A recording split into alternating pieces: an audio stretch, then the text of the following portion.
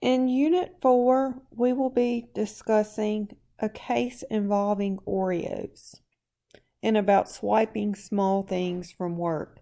Also, we'll be discussing a case involving a $6,000 shower curtain. The title of this unit is Ethics and Company Culture.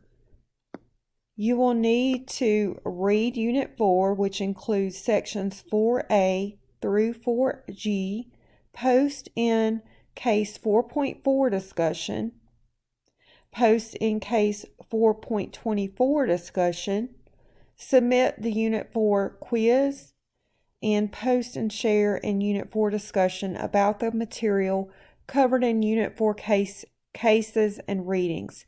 This module will actually consist of 2 weeks.